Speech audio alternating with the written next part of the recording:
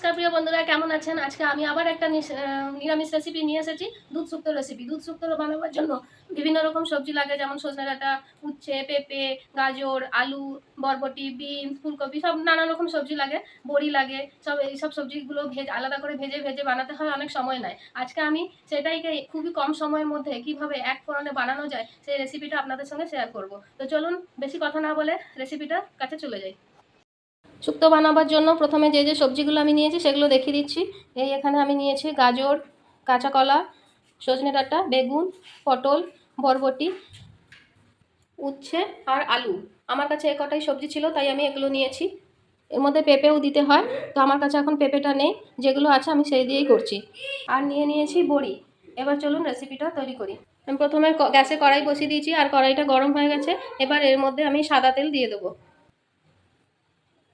এখানে 2 table spoon মতন আমি সাদা তেল দিয়ে দিচ্ছি। 2 চামচ তেল আমি এখানে দিয়ে দিচ্ছি। কেউ চাইলে ঘি দিয়েও করতে পারেন, আমি এখানে তেল দিয়ে করছি। প্রথমে এই তেলে আমি বড়িগুলো ভেজে নেব।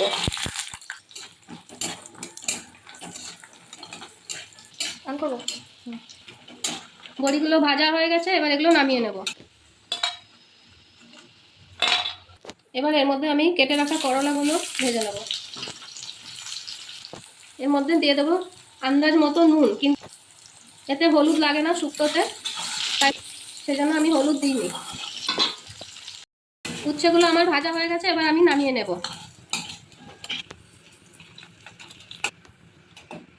এবার করলা আর বড়ি ভাজা হয়ে গেছে, এবার ওই তেলেই আমি ফোড়ন দিয়ে দেবো। একটা তেজপাতা আর একটু সর্ষে আর রাঁধুনি, এটাকে সসও বলে, দেখতে একদম জোয়ানের মতন। এই রাঁধুনি আর আমি একটু সর্ষে নিয়েছি, 1/2 টেবিল স্পুন মতো, দুটো দিয়ে দেবো। এটা থেকে সুন্দর গন্ধ উঠলে তখন কেটে রাখা সবজিগুলো দিয়ে দেবো। এই সবজিগুলো কেউ যদি চায় আলাদা আলাদা করে ভেজেও দিতে পারেন। আমি এখানে আমার সময় কম, তাই তাড়াতাড়ি বানাতে হবে, সেই জন্য আমি সবজিগুলো একসঙ্গে দিয়ে দিচ্ছি। এবার এই সবজিগুলোকে ঢাকা দিয়ে দিয়ে ভেজে নেব। নুনটা আমি এখন দিচ্ছি না, একটুখানি মজে যাওয়ার পরে নুনটা দেব। যতক্ষণ সবজিগুলো ভাজা হচ্ছে ততক্ষণ আমি এর জন্য শুক্তোর জন্য মশলা বেটে নেব। মশলাতে আমি নিয়েছি 1 টেবিল স্পুন সাদা সর্ষে, 1 টেবিল স্পুন কালো সর্ষে, আর 1 টেবিল স্পুন পোস্ত, 1/2 টেবিল স্পুন রাঁধুনি বা সস। এটা সামনে থেকে দেখাচ্ছি, দেখুন দেখতে পুরো জোয়ানের মতন লাগে। এটা আমি দিয়ে দিলাম এর সাথে। এবার এই সমস্ত মশলাগুলো একটু একটু জল অ্যাড করে আমি একটা ঘন পেস্ট তৈরি করে নেব। সরি, এর মধ্যে আমি আদা দিতে ভুলে গেছি, তাই আমি এক টুকরো আদা নিয়েছি। এই আদাটাকে একটু সরু সরু করে কেটে আমি দিয়ে দেবো। এবার এই মশলাগুলোকে এবার ভালো করে পেস্ট করে নেব। মশলাটা আমার পেস্ট হয়ে গেছে, আমি খুব ঘন করে মিহি করে পেস্ট করে নিয়েছি। এবার আমি সবজিটা একটু নেড়ে নেব। এই অবস্থায় সবজির মধ্যে আমি নুন দিয়ে দেবো পরিমাণ মতো। এখানে আমি আমার আন্দাজ মতো নুন নিলাম, আপনারা আপনাদের পরিমাণ, সবজির পরিমাণ অনুযায়ী নুনটা দিয়ে দেবেন। নুনটা দেওয়ার পর আবারও ভালো করে নেড়ে নেবো আর ঢেকে দেবো, যাতে সবজিগুলো খুব ভালোভাবে বয়েল হয়ে যায়।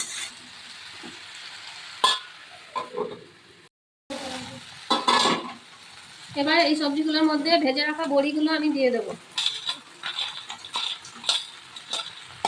উচ্ছেগুলো এখন দেবো না, এগুলো একদম লাস্টে নামাবার সময় দেবো। আবারও কিছুক্ষণ ঢেকে রাখবো, কারণ সবজিগুলো এখনও ভালো করে সেদ্ধ হয়নি, আর একটু লাগবে, তাই আরও কিছুক্ষণ ঢেকে রেখে দেবো।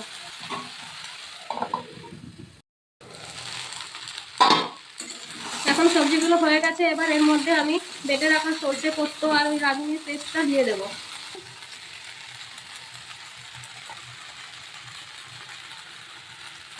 এবার এটা ভালো করে সবজির সাথে মিক্স করে একটু ভাজা ভাজা করে নেবো। সর্ষে পোস্তটাও সবজির সাথে যেন খুব ভালো করে মিক্স হয়ে যায়, সেইভাবে একটু নেড়ে চেড়ে হালকা একটু ভাজা ভাজা করে নেব। মশলাগুলো আমার ভাজা ভাজা হয়ে গেছে। এবার যেই মিক্সিটায় আমি সর্ষে পোস্ত বেটেছিলাম, সেটাই একটু জল দিয়ে সেই মিক্সি ধোয়া জলটা আমি এর মধ্যে দিয়ে দেবো। এখানে আমি আরও 1 কাপ মতন জল দিয়ে দিলাম।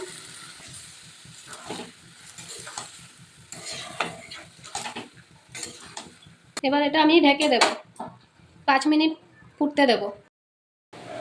দেখুন শুক্তাটা আমার হয়ে গেছে। এই অবস্থায় আমি এর মধ্যে দুধ দিয়ে দেবো।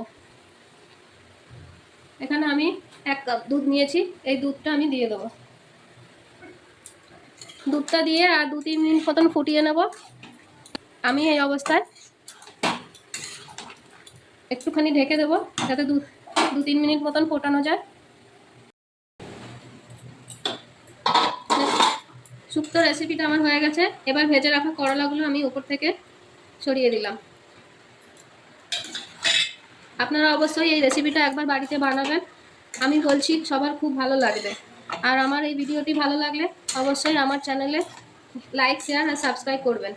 ভিডিওটা শেয়ার করে দেবেন যাতে অন্যেরাও দেখার সুযোগ পায় আর তাদেরও খুব সহজভাবে এই রেসিপিটা বানিয়ে পরিবারকে খুশি করতে পারে। আজকের মতো আসি, আবার ফিরে আসবো নতুন কোনো রেসিপি নিয়ে। টাটা।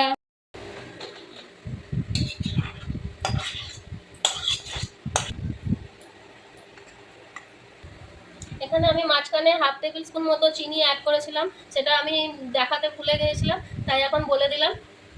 তো টাটা।